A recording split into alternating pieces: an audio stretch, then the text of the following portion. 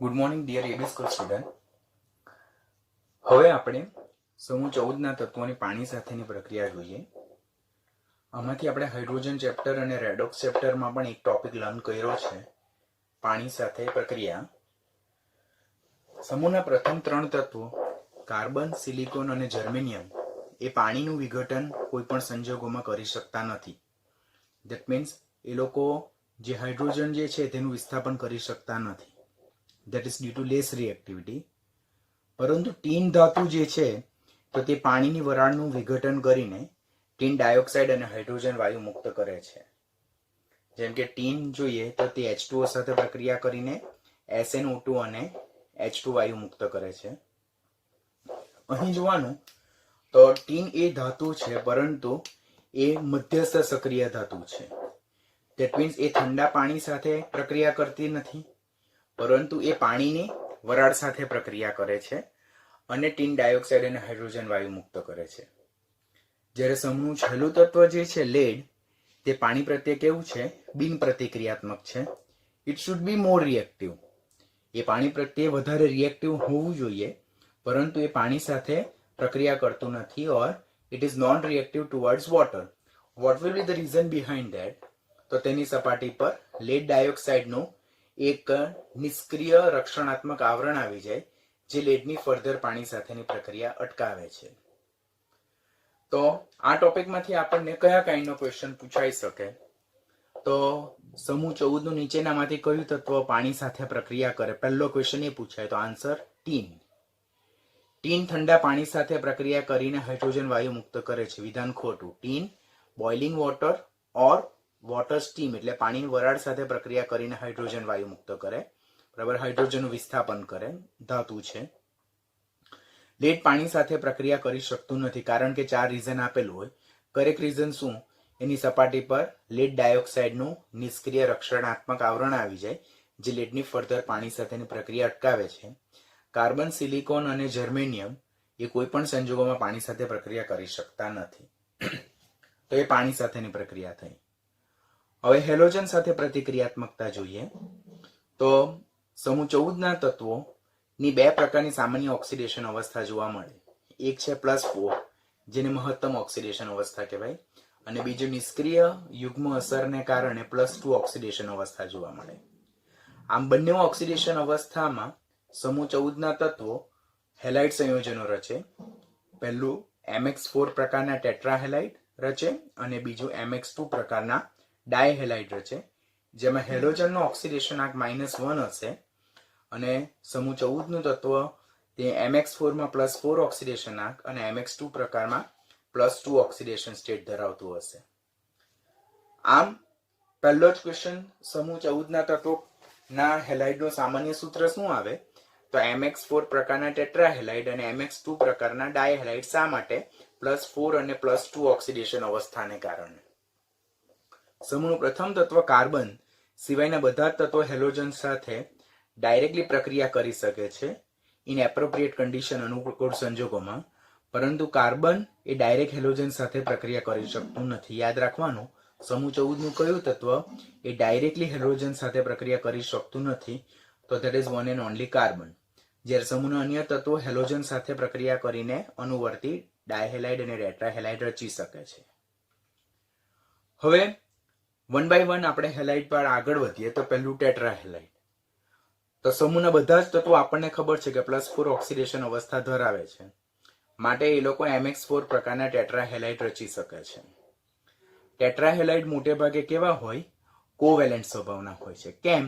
તો આપણે already oxidation state જ્યારે લર્ન કર્યું ત્યારે જોયું કે 4 ઇલેક્ટ્રોન દૂર કરીને M+4 આયન બનાવવા માટે વિપુલ પ્રમાણમાં ઉર્જા આપવી પડે. વધુમાં M+4 એ વધારે વીજભાર +4 વીજભાર ધરાવે, ધેટ ઇઝ હાઈ ઇનફ, અને એનું કદ ઘણું નાનું છે, તો તે કોવેલેન્ટ નેચરને ડેફિનેટલી ફેવર કરે. એટલે MX4 પ્રકારના ટેટ્રાહેલાઇડ જે છે તો તે સ્વભાવે કેવા છે? સહસંયોજક સ્વભાવના, કોવેલેન્ટ. Important question. બટ અહીંયા એક્સેપ્શનલ કેસ છે SnF4 અને PbF4, કે જેમાં વિદ્યુત ઋણતાના તફાવતને કારણે એ લોકો બંને સ્વભાવે આયનીય છે. યાદ રાખવાનું, જે એક્સેપ્શનલ કેસ હોય તે હંમેશા ઇમ્પોર્ટન્ટ ક્વેશ્ચન હોય. મધ્યસ્થ પરમાણુ sp3 સંકરણ ધરાવે અને તેનો આકાર કેવો છે? સમચતુષ્ફલકીય એટલે કે ટેટ્રાહેડ્રલ. શા માટે મધ્યસ્થ પરમાણુ એ sp3 સંકરણ ધરાવે? તો એક આપણે CCl4 નું ઓર CF4 નું ઉદાહરણ જોઈએ તો કાર્બન ગ્રાઉન્ડ સ્ટેટમાં એ 2s2 2p2 ઇલેક્ટ્રોનિક સ્ટેટ ધરાવે, પણ જ્યારે એક્સાઇટેડ સ્ટેટમાં એ 2s માંનો એક ઇલેક્ટ્રોન અયુગ્મીકરણ પામીને 2pz માં જાય. આમ એની પાસે 4 અયુગ્મિત ઇલેક્ટ્રોન છે જે બંધ બનાવવામાં ભાગ લે, માટે તે 4 ફ્લોરિન પરમાણુ સાથે 4 કોવેલેન્ટ બોન્ડ દ્વારા CF4 નામનું સંયોજન બનાવે અને સંકરણ હવે 4 કોવેલેન્ટ બોન્ડ છે, માટે સંકરણ કેવું હશે? sp3 સંકરણ હશે અને એનો આકાર કેવો હશે? ટેટ્રાહેડ્રલ, જેને સમચતુષ્ફલકીય આકાર કહેવાય. તો અહીંયાથી ક્વેશ્ચન શું પૂછાય કે સમૂહ 14 નું એકમાત્ર કાર્બન ટેટ્રાહેલાઇડ રચી શકે છે? તો એ વિધાન ખોટું. સમૂહ 14 ના બધા જ તત્વો MX4 પ્રકારના ટેટ્રાહેલાઇડ રચે છે. શા માટે સમૂહ 14 ના બધા જ તત્વો MX4 પ્રકારના ટેટ્રાહેલાઇડ રચી શકે? કારણ કે બધા જ +4 ઓક્સિડેશન અવસ્થા ધરાવે છે. ટેટ્રાહેલાઇડ મોટે ભાગે આયનીય સ્વભાવના હોય. ખોટું. મોટે ભાગે કોવેલેન્ટ સ્વભાવના હોય. શા માટે? કારણ કે M+4 આયન બનાવવું મુશ્કેલ, વિપુલ પ્રમાણમાં ઉષ્મા આપવી પડે. M+4 માં હેડ પર ચાર્જ વધારે અને સેકન્ડ વન એનું કદ નાનું, જે ધ્રુવીભવન ક્ષમતા વધારે ધરાવે, એટલે કોવેલેન્ટ નેચર વધારે ધરાવે. માટે MX4 પ્રકારના ટેટ્રાહેલાઇડ મોટે ભાગે સહસંયોજક સ્વભાવના હશે. અપવાદ કયા? છેલ્લા બે તત્વો SnF4 અને PbF4, તે આયોનિક નેચરના છે. સંકરણ કેવું? sp3 સંકરણ. આકાર કેવો? ટેટ્રાહેડ્રલ, સમચતુષ્ફલકીય. કાર્બન ટેટ્રાફ્લોરાઇડ, સિલિકોન ટેટ્રાફ્લોરાઇડ અને જર્મેનિયમ ટેટ્રાફ્લોરાઇડ એ સામાન્ય સ્થિતિમાં કેવા છે? સહસંયોજક છે અને બાષ્પશીલ વાયુ સ્વરૂપે જોવા મળે. જ્યારે ટીન ટેટ્રાફ્લોરાઇડ અને લેડ ટેટ્રાફ્લોરાઇડ એ આયનીય ઘન પ્રકારના છે. તેઓ 3 ડાયમેન્શનલ નેટવર્ક બંધારણ ધરાવે, ત્રિપરિમાણીય જાળીદાર રચના ધરાવે અને તેમના ગલનબિંદુ કેવા જોવા મળે છે? ઊંચા જોવા મળે છે. તો હવે અહીંયાથી એ લોકોની ભૌતિક સ્થિતિના રિલેટેડ ક્વેશ્ચન આપણને જનરેટ થઈ શકે કે કાર્બન ટેટ્રાફ્લોરાઇડ એ આયનીય ઘન પ્રકારનું સંયોજન છે. તો વિધાન ખોટું. Very simple question, textual question જ છે, પણ આપણે ત્યારે યાદ નહીં આવશે, બીકોઝ ઇનઓર્ગેનિકમાં you have to remember so many thing. તો કાર્બન ટેટ્રાફ્લોરાઇડ એ સ્વભાવે સહસંયોજક છે અને બાષ્પશીલ વાયુ છે. જ્યારે ટીન અને લેડના જે ટેટ્રાફ્લોરાઇડ છે તે આયનીય ઘન છે અને તેમના ગલનબિંદુ કેવા જોવા મળે છે? ઊંચા જોવા મળે છે. હવે નીટ લેવલ પર જોઈએ તો ટ્રેન્ડના રિલેટેડ ક્વેશ્ચન ખાસ પૂછાય. અહીંયા જો આપણે જોઈએ તો કાર્બન ટેટ્રાફ્લોરાઇડ થી કાર્બન ટેટ્રા આયોડાઇડ તરફ જવાનું. ધેટ મીન્સ અહીંયા કાર્બન પરમાણુ સમાન છે. તો what is going to change? તો હેલોજન પરમાણુ. જેમ આપણે કાર્બન ટેટ્રાફ્લોરાઇડ થી કાર્બન ટેટ્રા આયોડાઇડ તરફ જઈએ તેમ હેલોજન પરમાણુનું કદ વધે છે અને હેલોજન પરમાણુની વિદ્યુત ઋણતા ઘટે. તો હેલાઇડની ઉષ્મીય સ્થાયીતા, જેને થર્મલ સ્ટેબિલિટી કહેવામાં આવે, અને આયનીય લાક્ષણિકતા ક્રમશઃ કેવી થતી જાય છે? ઘટતી જાય છે.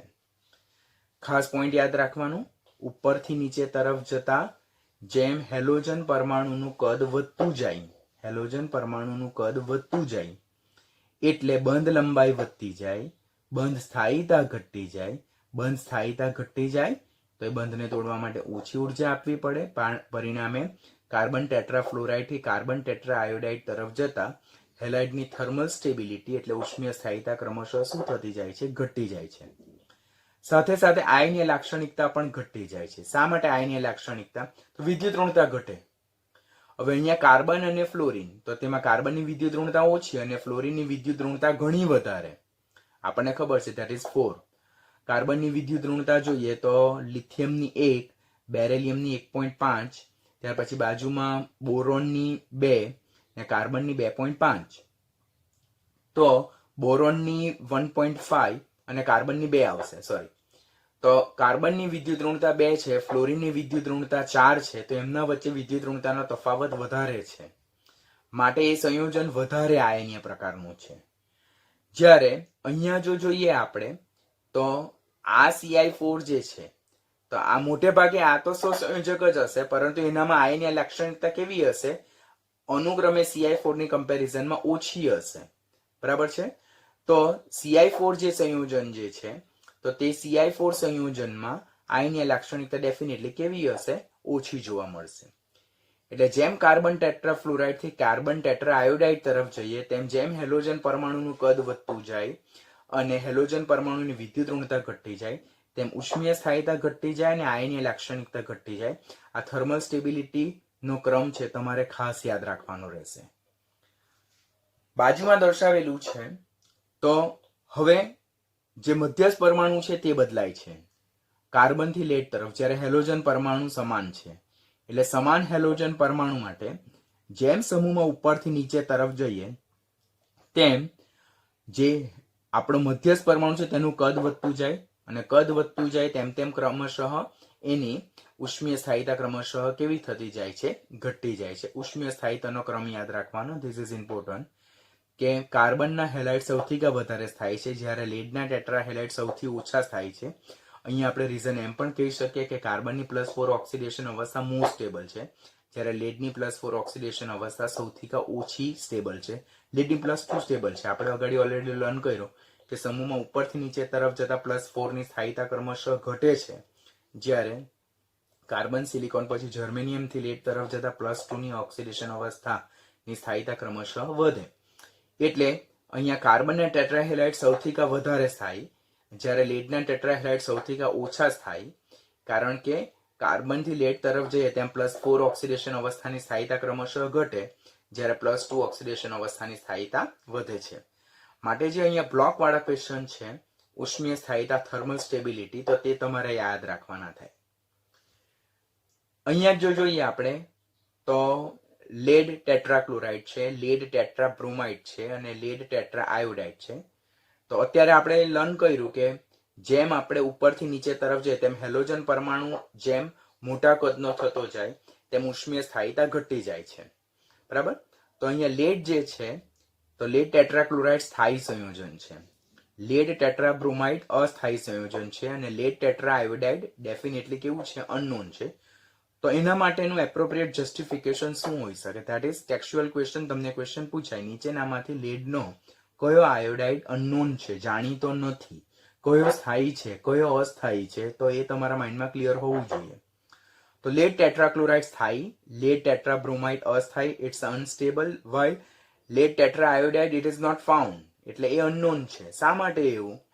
તો લેડ ઓલરેડી મોટા કદનો પરમાણુ છે, સમૂહનું છેલ્લું તત્વ, અને એના સરાઉન્ડિંગમાં 4 મોટા કદના જો આયોડિન પરમાણુ ગોઠવાય તો એ કમ્પાઉન્ડ કેવું બનવાનું? મોટા કદનું અનસ્ટેબલ કમ્પાઉન્ડ બનવાનું. એટલે મોટા કદના લેડની આજુબાજુમાં મોટા કદના આયોડાઇડ આયન જે છે તો તેને અકોમોડેટ નહીં કરી શકે. અકોમોડેટ કરે તો પણ એ બનતું સંયોજન કેવું હશે? અનસ્ટેબલ હશે.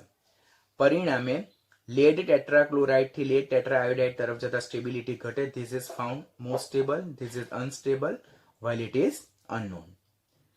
તો આ પેજ પરથી આપણે કયા પ્રકારના હેલોજનનું પહેલું કોમન ડિસ્ક્રિપ્શન શું યાદ રાખવાનું? કે +4 અને +2 ઓક્સિડેશન અવસ્થાને કારણે બે પ્રકારના હેલાઇડ જોવા મળે, MX4 પ્રકારના ટેટ્રાહેલાઇડ અને MX2 પ્રકારના ડાયહેલાઇડ. કાર્બન સીધી રીતે પ્રક્રિયા કરી શકતું નથી, સમૂહના અન્ય તત્વો હેલોજન સાથે એપ્રોપ્રિએટ કન્ડિશનમાં સીધી રીતે પ્રક્રિયા કરી શકે. ટેટ્રાહેલાઇડ બધા જ તત્વો રચાય બીકોઝ બધા જ તત્વો +4 ઓક્સિડેશન અવસ્થા દર્શાવે.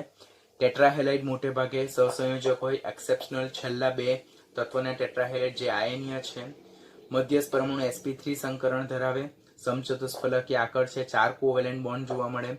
કાર્બન અને થી લઈને જર્મેનિયમ સુધીના ટેટ્રાફ્લોરાઇડ જે છે તો તે બાષ્પશીલ વાયુ છે, સહસંયોજક છે, જ્યારે ટીન અને લેડના ટેટ્રાફ્લોરાઇડ એ આયનીય ઘન છે, 3D બંધારણ ધરાવે, ઊંચા ગલનબિંદુ. જ્યારે સમાન પરમાણુ હોય એટલે મધ્યસ્થ પરમાણુ અને ફ્લોરિન થી આયોડિન તરફ જાય તેમ જેમ હેલોજન પરમાણુનું કદ વધતું જાય અને હેલોજન પરમાણુની વિદ્યુત ઋણતા ઘટતી જાય તેમ તેમ થર્મલ સ્ટેબિલિટી અને આયોનિક કેરેક્ટરિસ્ટિક ક્રમશઃ ઘટતી જાય. અને જ્યારે હેલોજન પરમાણુ સમાન હોય અને મધ્યસ્થ પરમાણુ બદલાતો જાય એટલે કાર્બન થી લેડ તરફ જઈએ તેમ ટેટ્રાહેલાઇડની ઉષ્મીય સ્થાયીતા ઘટી જાય, કારણ કે કાર્બનના ટેટ્રાહેલાઇડ થી લેડના ટેટ્રાહેલાઇડ તરફ જઈએ તેમ +4 ઓક્સિડેશન અવસ્થાની સ્ટેબિલિટી ક્રમશઃ ઘટી જાય. માટે કાર્બનના ટેટ્રાહેલાઇડ સૌથી વધુ સ્થાયી, જ્યારે લેડના ટેટ્રાહેલાઇડ સૌથી ઓછા સ્થાયી છે. અત્યારે જ આપણે જોયું તેમ જે લેડ છે તેના ટેટ્રાક્લોરાઇડ સ્થાયી છે, ટેટ્રાબ્રોમાઇડ અસ્થાયી છે, જ્યારે ટેટ્રા આયોડાઇડ અનનોન છે. તેનું રીઝન શું છે? પહેલા તો પોઈન્ટ નંબર 1 કે ટેક્સ્ટ બુકમાં મેન્શન કરેલ રીઝન અને કોમ્પિટિટિવની રેફરન્સ બુકમાં મેન્શન કરેલ, તો લેડ છે તો તે સમૂહનું છેલ્લું તત્વ, તો એની +4 ઓક્સિડેશન અવસ્થા અસ્થાયી છે. માટે એ અસ્થાયી ઓક્સિડેશન અવસ્થા હોવાથી એ +2 સ્ટેબલ ઓક્સિડેશન સ્ટેટમાં જવાનો પ્રયત્ન કરે. That means by gaining 2 electron, Pb+4 state will try and convert to in +2 oxidation state. અને તેનો જો પોટેન્શિયલ જો જોઈએ આપણે રિડક્શન પોટેન્શિયલ, તો તે બી પ્લસ છે. એટલે Pb+4 2 ઇલેક્ટ્રોન મેળવીને રિડક્શન પામીને વધુ સ્થાયી એવી Pb+2 માં જવાનો પ્રયત્ન કરે છે. આમ લેડના ટેટ્રાબ્રોમાઇડ અને ટેટ્રા આયોડાઇડ કેવા થાય? અસ્થાયી અને અનનોન હોઈ શકે. That is reason number 1. એમાં જ પાછું Br- અને I- એ પ્રબળ રિડક્શન કરતા છે. રિડક્શન કરતા એટલે એ લોકો ઓક્સિડેશન પામવાની વૃત્તિ ધરાવતા હશે. એના સિવાય જે ટેક્સ્ટ બુકમાં જે રીઝન મેન્શન કરેલા છે તે પણ ખાસ યાદ રાખવાનું કે પ્રારંભમાં લેડની બ્રોમિન સાથે અને આયોડિન સાથે પ્રક્રિયા થાય ત્યારે લેડ બ્રોમાઇડ, લેડ અને બ્રોમિન વચ્ચે અને લેડ અને આયોડિન વચ્ચે બંધ બને છે. તો ત્યારે એટલા પ્રમાણમાં ઉષ્મા નથી મુક્ત થતી કે જે લેડની 6s2 જે યુગ્મિત ઇલેક્ટ્રોન છે તેનું અયુગ્મીકરણ કરીને એને 6p કક્ષકમાં ઉત્તેજિત કરી શકે. માટે લેડ 4 સહસંયોજક બંધ આયોડિન સાથે और બ્રોમિન સાથે બનાવી શકતો નથી. બનાવે તો બી એ ટેમ્પરરી સ્ટેબલ હશે. Are you getting what I am saying? કે શરૂઆતમાં જ્યારે લેડની બ્રોમિન સાથે અને લેડની આયોડિન સાથે પ્રક્રિયા થાય છે તો એ પ્રક્રિયા દરમિયાન એટલી બધી ઉષ્મા નથી મુક્ત થતી કે જે લેડની 6s2 એટલે કે 6s માં જે 2 ઇલેક્ટ્રોન યુગ્મિત રહેલા છે તેનું અયુગ્મીકરણ કરીને એટલે એને ઉત્તેજિત કરીને 6p માં લઈ જાય. જો 6p માં લઈ જાય તો 4 અયુગ્મિત ઇલેક્ટ્રોન થાય, 4 બંધ બની શકે, 4 સહસંયોજક બંધ બની શકે. પરંતુ આ પ્રક્રિયા દરમિયાન એટલી ઉષ્મા નથી મુક્ત થતી કે જે 6s માં રહેલા 2 ઇલેક્ટ્રોનને ઉત્તેજિત કરીને 6p માં લઈ જાય, બરાબર, અને 4 અયુગ્મિત ઇલેક્ટ્રોન કરીને 4 કોવેલેન્ટ બોન્ડ બનાવે. પરિણામે લેડના ટેટ્રાબ્રોમાઇડ અને ટેટ્રા આયોડાઇડ શક્ય નહીં થાય. બીજું વેલિડ રીઝન એમ બી કહી શકાય કે બ્રોમિન અને આયોડિનની વિદ્યુત ઋણતા એટલી બધી વધારે નથી કે જે લેડના 6s ઇલેક્ટ્રોનને ઉત્તેજિત કરીને 6p કક્ષકમાં લઈ જાય, જેથી લેડ 4 સહસંયોજક બંધ બનાવી શકે. લેડના ટેટ્રાક્લોરાઇડ સ્ટેબલ છે, આપણે અત્યારે જોયું, કારણ કે ક્લોરીનની વિદ્યુત ઋણતા, નેક્સ્ટ ફ્લોરિન ટુ ક્લોરીન, એની વિદ્યુત ઋણતા એટલી વધારે છે કે જે લેડના 6s2 માં 1 ઇલેક્ટ્રોનને ઉત્તેજિત કરીને 6pz માં લઈ જાય, 4 કોવેલેન્ટ બોન્ડ બનાવે અને પરિણામે લેડના ટેટ્રાક્લોરાઇડ શક્ય થાય. પરંતુ લેડના ટેટ્રાબ્રોમાઇડ અને ટેટ્રા આયોડાઇડ શક્ય નથી. તો આમ લેડના ટેટ્રાબ્રોમાઇડ અને ટેટ્રાબ્રોમાઇડ છે પણ અનસ્ટેબલ છે, ટેટ્રા આયોડાઇડ શક્ય જ નથી. એના માટેના વેલિડ રીઝનમાં એક તો લેડ +4 આયન જે છે તો તે પ્રબળ ઓક્સિડેશન કરતા છે because it is having more tendency to convert in +2 oxidation state. Second bromine અને આયોડિનની વિદ્યુત ઋણતા એટલી નથી કે જે 6s માં રહેલા ઇલેક્ટ્રોનને ઉત્તેજિત કરીને 6p માં લઈ શકે. બીજી વસ્તુ, લેડ બ્રોમાઇડ અને લેડ આયોડાઇડ વચ્ચે જે બંધ બને તો તે પ્રક્રિયા દરમિયાન બી એટલી ઉષ્મા મુક્ત થતી નથી કે જે લેડના 6s માંના ઇલેક્ટ્રોનને ઉત્તેજિત કરીને 6p માં લઈ શકે. પરિણામે લેડ 4 કોવેલેન્ટ બોન્ડ બનાવી શકતું નથી, और બનાવી શકે તો તે બી ટેમ્પરરી સ્ટેબલ હોય, બરાબર. એને કારણે લેડના ટેટ્રાબ્રોમાઇડ અને ટેટ્રા આયોડાઇડ શક્ય નથી. બ્રોમાઇડ શક્ય છે but that's found as a unstable one. પછી ખાસ જે ટેટ્રાહેલાઇડમાં જળ વિભાજન, જેમાંથી ખાસ ક્વેશ્ચન પૂછાય તે કે that's a very important one, કે સમૂહનું પ્રથમ તત્વ કાર્બન જે છે તો તેના ટેટ્રાહેલાઇડમાં ખાસ કરીને ટેટ્રાક્લોરાઇડ જે છે તો તે જળ વિભાજન પામી શકતું નથી. જ્યારે સમૂહના અન્ય તત્વના ટેટ્રાહેલાઇડ ઓર ટેટ્રાક્લોરાઇડ જે છે તો તે જળ વિભાજન પામી શકે છે. તો એના માટેનું વેલિડ રીઝન શું હોઈ શકે? તો સમૂહનું પ્રથમ તત્વ જે કાર્બન છે તો તેના ટેટ્રાક્લોરાઇડ તો તે જળ વિભાજન પામી શકતું નથી. there is no reaction proceed when carbon tetrachloride is react with water. So what will be the reason behind that? તો તમને ખબર છે કે કાર્બન બીજા આવર્તનું તત્વ છે. એ બીજા આવર્તનું તત્વ હોવાથી એની પાસે ડી કક્ષકનો અભાવ છે. હવે સંયોજકતા કક્ષકમાં ડી કક્ષકનો અભાવ હોવાને કારણે જ્યારે કાર્બન ટેટ્રાક્લોરાઇડ એ પાણી સાથે પ્રક્રિયા કરે તો પાણીના જે OH માઇનસ આયન છે તેના જે લોન પેર ઓફ ઇલેક્ટ્રોન જે છે તો તેને પોતાની ડી કક્ષકમાં સમાવી શકતું નથી. શા માટે ડી કક્ષકમાં સમાવી શકતું નથી? બીકોઝ એની પાસે ઓલરેડી ડી કક્ષકનો અભાવ છે. ડી કક્ષકનો અભાવ હોય તો આ loan pair of electron any D કક્ષક હોય જ નહીં તો સમાવે ક્યાંથી? પરિણામે કાર્બન ટેટ્રાક્લોરાઇડનું જળ વિભાજન શક્ય નથી. That is important. પહેલા તો આ જ તમને યાદ નહીં આવશે કે નીચેનામાંથી સમૂહ 14 ના કયા ટેટ્રાક્લોરાઇડનું જળ વિભાજન શક્ય નથી. તો એ કોણ છે? Carbon tetrachloride. એટલે કે કાર્બન અને ટેટ્રાક્લોરાઇડનું જળ વિભાજન શક્ય નથી. શા માટે એનું જળ વિભાજન શક્ય નથી? તો કાર્બન એ કયા આવર્તનું તત્વ છે? બીજા આવર્તનું તત્વ છે. બીજા આવર્તનું તત્વ છે ધેટ મીન્સ એની પાસે ડી કક્ષકનો અભાવ છે. ડી કક્ષકનો અભાવ હોવાને કારણે કાર્બન ટેટ્રાક્લોરાઇડની જ્યારે પાણી સાથે પ્રક્રિયા થાય તો પાણી સાથે પ્રક્રિયા થાય ત્યારે શું થાય?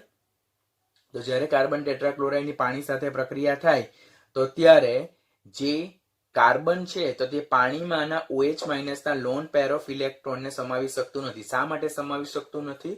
બીકોઝ એની પાસે ડી કક્ષકનો અભાવ છે. જો ડી કક્ષક હાજર હતે તો એ આને ઓબ્ટેન કરી શકતે. It can accommodate this lone pair of electron in d orbitals. But carbon having lack of d orbitals, એની પાસે d orbital નો અભાવ છે. પરિણામે આ લોન પેર ઓફ ઇલેક્ટ્રોન ને સમાવી શકતું નથી. પરિણામે કાર્બન ટેટ્રાક્લોરાઇડ નું જળ વિભાજન શક્ય નથી. બટ કે જે ટેક્સ્ટ બુકમાં નથી આપેલું, જે બધી કોમ્પિટિટિવની બુકમાં મેન્શન છે અને નીટ માટેનો ખાસ કોર્નર ક્વેશ્ચન થાય, જો કાર્બન ટેટ્રાક્લોરાઇડ નું જળ વિભાજન સ્પેશિયલ કન્ડિશનમાં સુપરહીટેડ સ્ટીમ નહીં, that is also superheated, not only steam, that is also superheated steam. એટલે સ્ટીમ કરતા બી જ્યારે ઘણા ઊંચા તાપમાને કાર્બન ટેટ્રાક્લોરાઇડની પાણી સાથે પ્રક્રિયા થાય તો ત્યારે એમાંથી કાર્બોનાઇલ ક્લોરાઇડ અને હાઇડ્રોજન ક્લોરાઇડ ઉત્પન્ન થાય છે. કાર્બોનાઇલ ક્લોરાઇડ જેનું સૂત્ર COCl2 છે, જેને ફોસ્જીન પણ કહેવામાં આવે. વારંવાર પૂછાતો ક્વેશ્ચન, ફોસ્જીનનું બીજું નામ શું છે? કાર્બોનાઇલ ક્લોરાઇડ. કાર્બોનાઇલ ક્લોરાઇડ બીજા કયા નામે ઓળખાય? ફોસ્જીન. કાર્બોનાઇલ ક્લોરાઇડનું સૂત્ર શું? COCl2. ફોસ્જીનનું સૂત્ર શું? COCl2. જ્યારે કાર્બન ટેટ્રાક્લોરાઇડની સુપરહીટેડ સ્ટીમ સાથે ની હાજરીમાં પાણી સાથે પ્રક્રિયા થાય ત્યારે કયું સંયોજન મળે? તો ફોસ્જીન અને HCl. આ ફોસ્જીન જે છે તો હાઈલી ટોક્સિક ગેસ છે. એ અત્યંત ઝેરી વાયુ છે. ડ્યુરિંગ ફર્સ્ટ વર્લ્ડ વોર એટલે કે પ્રથમ વિશ્વ યુદ્ધ દરમિયાન એને હાર્મફુલ પોઈઝનસ ગેસ તરીકેનો ઉપયોગ થયેલો હતો. ક્વેશ્ચન પૂછાશે કે during first world war from the given below which compound was used as a poisonous gas? So that is phosgene, and phosgene is chemically carbonyl chloride having equation COCl2. તો આ point યાદ રાખવાનો. આમ carbon tetrachloride નું સામાન્ય પરિસ્થિતિમાં જળ વિભાજન શક્ય નથી ડી કક્ષકના અભાવને કારણે, પરંતુ તેની જ્યારે સુપરહીટેડ સ્ટીમ સાથે પ્રક્રિયા થાય તો ત્યારે કાર્બોનાઇલ ક્લોરાઇડ ફોસ્જીન બને છે અને HCl છૂટો પડે છે. સમૂહના અન્ય તત્વો એટલે જેમ આપણે ત્રીજા આવર્તથી સ્ટાર્ટ કરીએ તો ત્રીજા આવર્તથી એટલે સિલિકોનથી લઈને લેડ સુધી ડી કક્ષક અને અથવા F કક્ષકની હાજરી છે. પરિણામે એ લોકો જ્યારે પાણી સાથે પ્રક્રિયા કરે તો મધ્યસ્થ પરમાણુ જે છે તો તે પાણીમાંના OH માઇનસ આયનમાંના લોન પેર ઓફ ઇલેક્ટ્રોનને પોતાની ડી કક્ષકમાં સમાવી શકે છે અને તેઓ જળ વિભાજન પામી શકે છે. તો ક્વેશ્ચન પૂછાય કે સિલિકોન ટેટ્રાક્લોરાઇડનું જળ વિભાજન શક્ય છે કે નથી? તો યસ, સિલિકોન ટેટ્રાક્લોરાઇડનું જળ વિભાજન શક્ય છે. શા માટે સિલિકોન ટેટ્રાક્લોરાઇડનું જળ વિભાજન શક્ય છે? તો સિલિકોન એ 14મા સમૂહનું ત્રીજા આવર્તમાં આવેલું તત્વ છે. એની પાસે ખાલી પડેલી ડી કક્ષક છે કે જ્યારે સિલિકોન ટેટ્રાક્લોરાઇડની પાણી સાથે પ્રક્રિયા થાય ત્યારે મધ્યસ્થ સિલિકોન પરમાણુ પાણીમાંના OH માઇનસ આયનમાંના લોન પેર ઓફ ઇલેક્ટ્રોનને પોતાની ખાલી પડેલી ડી કક્ષકમાં સમાવી શકે છે. બરાબર. અને સવર્ગસ્થ સંયોજક બંધ રચી શકે છે. મધ્યસ્થી સંકીર્ણ બને છે જે ફર્ધર જળ વિભાજન પામી શકે છે. આમ સમૂહનું પ્રથમ તત્વ કાર્બનના ટેટ્રાહેલાઇડનું જળ વિભાજન શક્ય નથી, પરંતુ સમૂહના અન્ય તત્વોનું જળ વિભાજન શક્ય છે. That's due to availability of d orbitals. હવે સિલિકોન ટેટ્રાક્લોરાઇડનું જળ વિભાજન જે મિકેનિઝમ થ્રુ ખાસ યાદ રાખવાનું. પહેલા આપણે આખું સ્ટેપ સમજીએ, પછી એનું એક્સપ્લેનેશન જોઈશું. કે એનું જળ વિભાજન જનરલી 2 સ્ટેપમાં ડિવાઈડ થયેલું છે. સ્ટેપ નંબર 1 કે આપણને ખબર છે કે ટેટ્રાહેલાઇડ છે તો તે ટેટ્રાહેલાઇડ જે છે તો તે સમચતુષ્ફલકીય ટેટ્રાહેડ્રલ શેપ ધરાવે, જેમાં સિલિકોન પરમાણુ અન્ય 4 ક્લોરીન પરમાણુ સાથે 4 સહસંયોજક બંધથી જોડાયેલો છે અને આ મધ્યસ્થ પરમાણુ છે, ત્રીજા આવર્તનું તત્વ છે, ખાલી ડી કક્ષક ધરાવે છે. જ્યારે પાણી સાથે પ્રક્રિયા થાય તો પાણીમાં રહેલા ઓક્સિજન પર 2 લોન પેર ઓફ ઇલેક્ટ્રોન છે. શા માટે, કેવી રીતે તમને ખબર છે? બીકોઝ પાણી એ સમૂહ 16 નું હાઇડ્રાઇડ છે. તેમાં ઓક્સિજનના જે 2 ઇલેક્ટ્રોન જે છે તો તે એને હાઇડ્રોજન સાથે શેર કરેલા છે. જ્યારે 2 ઇલેક્ટ્રોન જે છે એટલે કે 2 ઇલેક્ટ્રોન પેર એટલે 4 electron A loan pair of electron તરીકે ઓક્સિજન પર અવેલેબલ છે. હવે સિલિકોન ટેટ્રાક્લોરાઇડની જ્યારે પાણી સાથે પ્રક્રિયા થાય તો સિલિકોન પાસે ડી કક્ષકની હાજરીને કારણે તે ઓક્સિજન પર રહેલા એક લોન પેરને પોતાની ડી કક્ષકમાં એ શું કરે છે? સમાવી લે છે. તો સમાવી લે છે, પરિણામે શું થાય છે? there is a nucleophilic attack by this OH- ion towards what? silicon atom. અને પરિણામે સિલિકોન પાસે 4 ક્લોરીન પરમાણુ તો છે જ, અને આ loan pair of electron oxygen donate કરે છે કોને? સિલિકોનને. શેમાં? ડી ઓર્બિટલમાં. તો there is formation of coordinate bond એટલે કે સવર્ગ સહસંયોજક બંધનું નિર્માણ થાય. કોનાથી કોના તરફ? ઓક્સિજનથી સિલિકોન તરફ. બરાબર. અને આ એક મધ્યસ્થી સંકીર્ણ બનશે કે જેમાં સિલિકોન કેટલા બંધ બનાવે છે? 1 2 3 4 અને 5 બંધ બનાવે છે. It's a complex. બરાબર. હવે આ જે કોમ્પ્લેક્સ છે તે અનસ્ટેબલ હશે એટલે એમાંથી આ એક હાઇડ્રોજન અને આ એક ક્લોરીન, ધેટ મીન્સ આ એક હાઇડ્રોજન અને આ એક ક્લોરીન HCl ના અણુ તરીકે છૂટા પડશે સ્ટેપ 2 માં. પરિણામે સિલિકોન પાસે એના 3 ક્લોરીન તો છે જ અને બીજો એક OH- અહીંયા જોડાઈ ગયો. બરાબર. આમ એક ક્લોરીન પરમાણુનું પાણીમાં રહેલા એક OH- દ્વારા વિસ્થાપન થાય અને જે ક્લોરીન પરમાણુ છૂટો પડે તે H+ સાથે જોડાઈને HCl અણુ તરીકે છૂટા પડે. હવે સિલિકોન ટેટ્રાક્લોરાઇડમાં કેટલા Cl હતા? 4 હતા. એકનું વિસ્થાપન થઈ ગયું. જ્યાં સુધી આ 3 ક્લોરીન પરમાણુનું વિસ્થાપન ન થાય ત્યાં સુધી જળ વિભાજન પ્રક્રિયા કન્ટિન્યુ રહેશે. માટે અહીંયા +3H2O -3HCl રાઇટ કર્યું છે અને આ રીતે સિલિકોનની સરાઉન્ડિંગમાં 4 OH જોડાઈ જશે અને સૂત્ર બનશે SiOH4 જેને કહેવામાં આવે છે સિલિસિક એસિડ. અગેન રિવાઇઝિંગ ધ કન્ટેન્ટ કે સિલિકોન ટેટ્રાફ્લોરાઇડનું જળ વિભાજન, સિલિકોનના ટેટ્રાક્લોરાઇડમાં સિલિકોન 4 ક્લોરીન પરમાણુ સાથે 4 સહસંયોજક બંધથી જોડાયેલો છે. એની જ્યારે પાણી સાથે પ્રક્રિયા થાય તો પાણી પર રહેલા લોન પેર ઓફ ઇલેક્ટ્રોન એ સિલિકોનના ડી કક્ષકમાં જાય, ન્યુક્લિયોફિલિક એટેક જે કહેવામાં આવે તે, અને ત્યારબાદ એ જે ઓક્સિજન છે તેની અને સિલિકોન વચ્ચે કોઓર્ડિનેટ બોન્ડનું નિર્માણ થાય, સહસંયોજક બંધનું નિર્માણ થાય છે. આ મધ્યસ્થ સિલિકોન કુલ 4 બંધથી જોડાયેલો રહેશે. તેમાં 4 ક્લોરીન પરમાણુ અને બીજો એક વોટર મોલેક્યુલ જે છે મધ્યસ્થી સંકીર્ણ અનસ્ટેબલ હશે એટલે એમાંથી આ જે પાણી છે તેમાંથી એક H+ અને જે સિલિકોનના 4 ક્લોરીનમાંથી એક ક્લોરીનનું વિસ્થાપન કરે અને HCl અણુ દૂર થાય અને Cl ના સ્થાને કોણ જોડાઈ જશે? OH- આયન જોડાઈ જાય. જ્યાં સુધી બધા ક્લોરીન પરમાણુનું વિસ્થાપન ન થાય ત્યાં સુધી જળ વિભાજનની પ્રક્રિયા, હાઇડ્રોલિસિસ પ્રક્રિયા કન્ટિન્યુ રહેશે. આમ સિલિકોનની જે સરાઉન્ડિંગમાં 4 ક્લોરીન પરમાણુ તો 4 ક્લોરીન પરમાણુનું વિસ્થાપન થાય, 4 OH- જોડાઈ જાય, સિલિકોન ટેટ્રા હાઇડ્રોક્સિલ આયન બને છે, સંયોજન બને છે SiOH4 જેને શું કહેવામાં આવે છે? સિલિસિક એસિડ કહેવામાં આવે છે. બરાબર છે. આમ જો આ મિકેનિઝમને આપણે જોઈએ તો ઓલરેડી આપણે જે મિકેનિઝમ જોયું છે તે જ ફરીથી આવતું છે કે સિલિકોન પરમાણુ એની પાસે ત્રીજા આવર્તનું તત્વ છે, 14મા સમૂહ એટલે ખાલી 3D કક્ષક ધરાવે છે સંયોજકતા કોષમાં. પાણી સાથેની પ્રક્રિયા SN2 ક્રિયાવિધિ દ્વારા થાય. આ પોઈન્ટ યાદ રાખવાનો, નીટ લેવલનો ક્વેશ્ચન. પાણીમાંના ઓક્સિજન પરના અબંધકારક ઇલેક્ટ્રોન યુગ્મને સિલિકોનની 3D કક્ષકમાં સ્વીકારવામાં આવે અને સિલિકોન અને ઓક્સિજન વચ્ચે એક સવર્ગ સહસંયોજક બંધ કોઓર્ડિનેશન બોન્ડનું નિર્માણ થાય. ન્યુક્લિયોફિલિક attack by lone pair of electron present on oxygen atom of the molecule. Water મોલેક્યુલમાં ઓક્સિજન પર જે લોન પેર ઓફ ઇલેક્ટ્રોન છે તેના દ્વારા ન્યુક્લિયોફિલિક એટેક થાય. કોના પર? સિલિકોન પરમાણુ પર. આમ સિલિકોન પરમાણુની આસપાસ 5 કોઓર્ડિનેટ એટલે કે બંધનું નિર્માણ થાય અને મધ્યસ્થી સંકીર્ણ બને જે અસ્થાયી છે, જે ટ્રાયગોનલ બાયપિરામિડલ એટલે ત્રિકોણીય દ્વિપિરામિડલ બંધારણ ધરાવે. યાદ રાખવાનું કે સિલિકોન ટેટ્રાક્લોરાઇડની જ્યારે પાણી સાથે ન્યુક્લિયોફિલિક એટેક થાય ત્યારે મધ્યવર્તી સંયોજનનું જીઓમેટ્રી કેવી? તો ટ્રાયગોનલ બાયપિરામિડલ.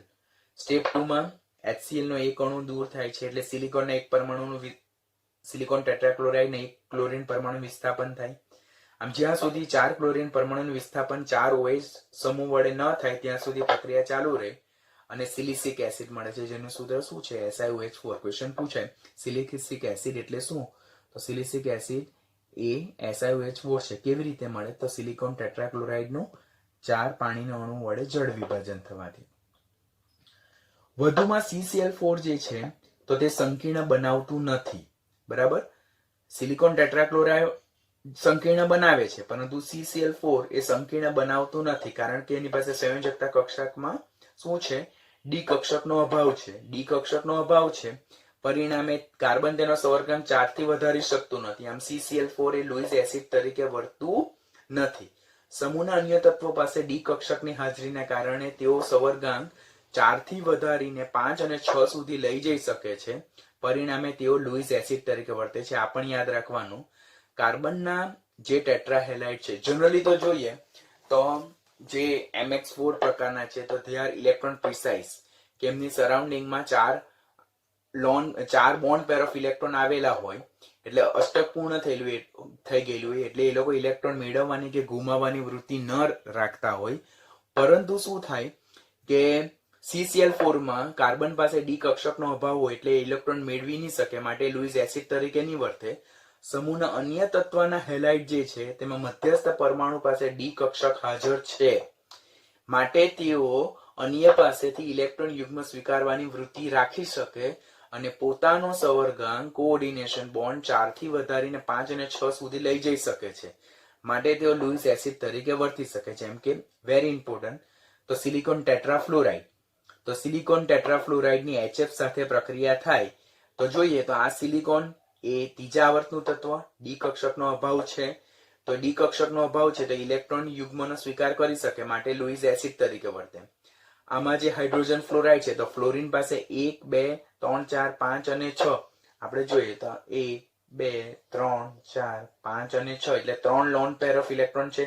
એક એણ હાઇડ્રોજન સાથે શેર કરેલ તો એ લોન પેર ઓફ ઇલેક્ટ્રોન ધરાવે એટલે ઇલેક્ટ્રોન યુગ્મ ડોનેટ કરવાની વૃત્તિ રાખી શકે છે, માટે લુઈસ બેઝ તરીકે વર્તે અને નવું સંયોજન બને તે હાઇડ્રોફ્લોરોસિલિસિક એસિડ ધેટ ઇઝ H2SiF6. આમ ક્વેશ્ચન પૂછાય સિલિકોન ટેટ્રાફ્લોરાઇડની હાઇડ્રોજન ફ્લોરાઇડ સાથે પ્રક્રિયા થાય ત્યારે બનતા સંયોજનનું સૂત્ર શું? તો H2SiF6, જેનું નામ શું છે? હાઇડ્રોફ્લોરોસિલિસિક એસિડ, જેમાં સિલિકોન ટેટ્રાફ્લોરાઇડ લુઈસ એસિડ તરીકે વર્તે અને હાઇડ્રોજન ફ્લોરાઇડ એ લુઈસ બેઝ તરીકે વર્તે. એવી રીતે ટીન ટેટ્રાક્લોરાઇડ છે તેની ક્લોરાઇડ આયન સાથે પ્રક્રિયા થાય તો આ લુઈસ એસિડ તરીકે વર્તે, આ લુઈસ બેઝ તરીકે વર્તે અને હેક્સાક્લોરોસ્ટેનેટ આયન બને, જેનું સૂત્ર SnCl6-2 છે. આમ સિલિકોનના ફ્લોરાઇડ સંયોજનનું જો જળ વિભાજન જોવામાં આવે તો સિલિકોનના જે ટેટ્રાફ્લોરાઇડ જે છે તો તેના 2 મોલ પાણી સાથે પ્રક્રિયા થાય તો સિલિકા અને હેક્સાફ્લોરોસિલિસિક એસિડ મળે. 4 મોલ વડે થાય તો SiO2 એટલે કે સિલિસિક એસિડ મળે અને H2SiF6 મળે. H2SiF6 ને હાઇડ્રોફ્લોરોસિલિસિક એસિડ કહેવામાં આવે ઓર હેક્સાફ્લોરોસિલિસિક એસિડ કહેવામાં આવે અને તેનું ફર્ધર જળ વિભાજન કરવામાં આવે તો H3+ અને SiF6-2 મળે, જેમાં સિલિકોન જે છે તો તેના સરાઉન્ડિંગમાં 6 ફ્લોરિન પરમાણુ છે એટલે એમાં એનો સંવર્ગાંક કેટલો થાય? 6 થાય. That is availability of d orbitals. બરાબર છે. આમ જો જળ વિભાજન પામવાની વૃત્તિ જોઈએ તો જેમ સમૂહમાં ઉપરથી નીચે તરફ આવીએ તેમ ડી અને એફ કક્ષકનો ઉમેરો થતો જાય તેમ પાણીમાંના OH- માંથી લોન પેર ઓફ ઇલેક્ટ્રોન સ્વીકારવાની વૃત્તિ વધતી જાય. આમ જળ વિભાજન પામવાની વૃત્તિ વધતી જાય. સૌથી સરળતાથી જળ વિભાજન કોણ પામે? PB ટેટ્રાક્લોરાઇડ, બીકોઝ PB પાસે ડી અને એફ બંને કક્ષક છે ને ઓછી કોણ ધરાવે તો ખરું, હાઈ તો થાય જ છે, પરંતુ આની સાપેક્ષમાં આનું ઓછું થાય એટલા માટે, કારણ કે સિલિકોન પાસે ખાલી ડી કક્ષક છે, જ્યારે આની પાસે ડી અને એફ કક્ષક છે. પછી અગેન નીટનો એક ઇમ્પોર્ટન્ટ ક્વેશ્ચન કે જે ટેક્સ્ચ્યુઅલ જ છે કે SiF6-2 જાણીતું છે, જ્યારે એટલે કે સિલિકોન ટેટ્રાફ્લોરાઇડ હેક્ઝાફ્લોરાઇડ -2 આયન જાણીતું છે, જ્યારે સિલિકોન હેક્ઝાક્લોરાઇડ -2 આયન જાણીતું નથી. તો એનું રીઝન શું હોઈ શકે? તો અહીંયા સૂત્ર જોઈએ તો સિલિકોનની સરાઉન્ડિંગમાં 6 ફ્લોરિન પરમાણુ છે, જ્યારે અહીંયા સિલિકોનની સરાઉન્ડિંગમાં 6 ક્લોરીન પરમાણુ છે. હવે આપણને ક્વેશ્ચન એમ થાય કે સર સિલિકોન અહીંયા પણ છે, સિલિકોન અહીંયા પણ છે, એની પાસે ડી કક્ષક છે, તો એ ફ્લોરિન પાસેથી ડી કક્ષકમાં ઇલેક્ટ્રોન યુગ્મ સ્વીકારી શકે. તો અહીંયા કેમ નહીં સ્વીકારી શકે? તો સિલિકોન એમાં Si+4 નું મર્યાદિત કદ છે, તેની કારણે તેની આસપાસ મોટા કદવાળા 6 ક્લોરીન પરમાણુને એકોમોડેટ કરી નહીં શકે. કેટલી હું શું કહેવા માંગુ છું? આ સંયોજન શક્ય છે, આ સંયોજન શક્ય નથી. તો જોવાનું, સંયોજનને ધ્યાનથી જોવાનું. અહીંયા સિલિકોનની સરાઉન્ડિંગમાં 6 ફ્લોરિન છે, અહીંયા સિલિકોનની સરાઉન્ડિંગમાં 6 ક્લોરીન છે. ફ્લોરિન કદમાં નાનું હોય, પરિણામે નાના કદના Si+4 આયન જે છે તેની સરાઉન્ડિંગમાં 6 ફ્લોરિન પરમાણુ ઇઝીલી એકોમોડેટ થઈ શકે છે, જ્યારે નાના કદના Si+4 ની સરાઉન્ડિંગમાં મોટા કદના 6 ક્લોરીન પરમાણુ ઇઝીલી એકોમોડેટ થઈ શકતા નથી. પરિણામે આ શક્ય છે અને આ શક્ય નથી. બીજું રીઝન એમ પણ હોઈ શકે કે Si+4 અને ક્લોરાઇડ આયનના અબંધકારક ઇલેક્ટ્રોન યુગ્મ વચ્ચે પારસ્પરિક ક્રિયા વધુ પ્રબળ હોતી નથી જેટલી સિલિકોન અને ફ્લોરિન, કારણ કે વિદ્યુત ઋણતા ફ્લોરિનની કેવી છે? વધારે છે. તો આ બંને વચ્ચેની જે રિએક્શન જે છે તો તે ધેટ ઇઝ સ્ટ્રોંગ, એટલે કે એ બંને વચ્ચેની પ્રક્રિયા પ્રબળ છે, જ્યારે આ બંને વચ્ચેની પ્રક્રિયા પ્રબળ અને વિદ્યુત ઋણતા ક્લોરિનની અને સિલિકોનની નિયર અબાઉટ સરખી હોવાને કારણે તો આ બંને વચ્ચે પ્રક્રિયા શક્ય છે, પ્રબળ છે, જ્યારે આ બંને વચ્ચે પ્રક્રિયા એટલી બધી પ્રબળ નથી. ધ મેઇન વેલિડ રીઝન મોટા કદના 6 ક્લોરીન પરમાણુ નાના કદના સિલિકોન +4 આયનની સરાઉન્ડિંગમાં ઇઝીલી એકોમોડેટ થઈ શકતા નથી. માટે આ વેલિડ છે, જાણીતું છે, નોન છે, જ્યારે આ અનનોન છે. That's due to big size of the chlorine atom.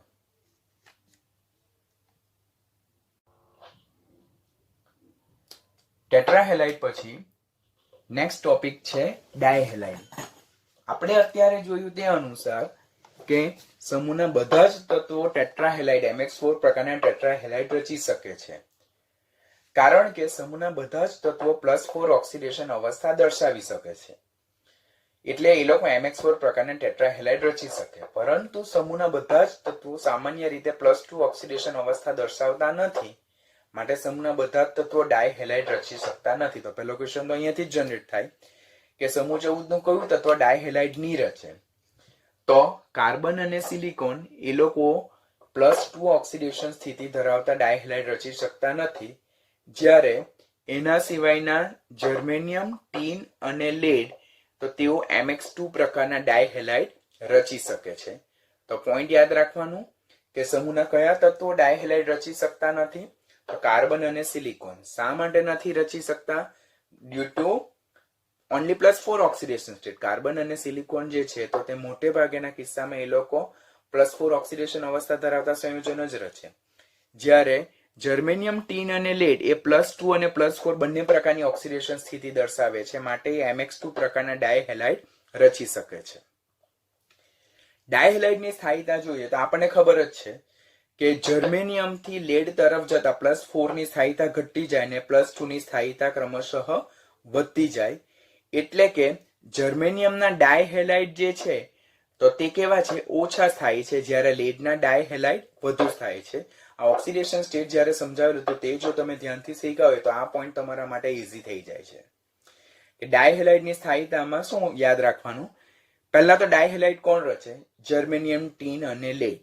હવે જર્મેનિયમ થી લેડ તરફ જતા +4 ની સ્થાયીતા ઘટતી જાય અને +2 ની સ્થાયીતા વધતી જાય, માટે જર્મેનિયમના +2 વાળા ડાયહેલાઇડ ઓછા સ્થાયી, જ્યારે ટીનના +2 વાળા ડાયહેલાઇડ વધુ સ્થાયી. બીકોઝ જે લેડ જે છે જર્મેનિયમના +2 વાળા ઓછા સ્થાયી, જ્યારે લેડના +2 વાળા વધારે સ્થાયી, બીકોઝ લેડની +2 ઓક્સિડેશન અવસ્થા સૌથી વધુ સ્થાયી છે. That's due to inert pair effect. આમ જો ઉષ્મીય સ્થાયીતા અને રાસાયણિક સ્થાયીતા એટલે કે થર્મલ સ્ટેબિલિટી અને કેમિકલ સ્ટેબિલિટી જોઈએ તો જે જર્મેનિયમ છે તેના ટેટ્રાહેલાઇડ એ જર્મેનિયમના ડાયહેલાઇડ કરતા વધારે સ્ટેબલ છે. Very important. જર્મેનિયમના ટેટ્રાહેલાઇડ એ જર્મેનિયમના ડાયહેલાઇડ કરતા વધારે સ્ટેબલ છે. શું રીઝન હોઈ શકે? તો જર્મેનિયમ ની +4 ઓક્સિડેશન સ્થિતિ વધારે સ્ટેબલ છે, જ્યારે +2 ઓક્સિડેશન સ્થિતિ દર્શાવે ખરું પણ ઓછી સ્થાયી છે. એની +4 ઓક્સિડેશન સ્થિતિ વધારે સ્થાયી છે. જ્યારે લેડના ટેટ્રાહેલાઇડ કરતા લેડના ડાયહેલાઇડ મોર સ્ટેબલ છે, કારણ કે સમૂહનું છેલ્લું તત્વ લેડ નિષ્ક્રિય યુગ્મ અસરની મોસ્ટ ડોમિનન્ટ પાવરને કારણે એના +2 ઓક્સિડેશન અવસ્થા ધરાવતા સંયોજનો વધારે થાય. તો લેડના ટેટ્રાહેલાઇડ કરતા લેડના ડાયહેલાઇડ કેવા છે? આપણને વધારે સ્ટેબલ જોવા મળે. That's due to stability of +2 oxidation state. અને રિડક્શન કરતા સ્વભાવ વિશે જો જોવામાં આવે તો સૌથી વધારે રિડક્શન કરતા સ્વભાવ એટલે શું? ઓક્સિડેશન પામવાની વૃત્તિ. તો રિડક્શન કરતા સ્વભાવનો ટ્રેન્ડ આ રીતે આવે કે germanium dichloride is greater than tin dichloride is greater than PB dichloride. What will be the reason? એનું રીઝન શું હોઈ શકે? તેનું રીઝન એ જ હોઈ શકે કે જર્મેનિયમ ડાયક્લોરાઇડમાં જર્મેનિયમની ઓક્સિડેશન સ્થિતિ +2. તો જર્મેનિયમની +2 ઓક્સિડેશન સ્થિતિ સ્થાયી નથી. જર્મેનિયમની કઈ સ્થાયી છે? +4. તે +2 માંથી +4 માં ઓક્સિડેશન પામવાની પ્રબળ વૃત્તિ ધરાવે. પરિણામે +2 માંથી +4 માં જવાની ઓક્સિડેશન પામવાની પ્રબળ વૃત્તિ ધરાવે, માટે it's a strong reducing agent. હવે અહીંયા લેડની ઓક્સિડેશન સ્થિતિ +2 છે, તો લેડના તો +2 ધરાવતા સંયોજનો કેવા છે? સ્થાયી સંયોજનો છે.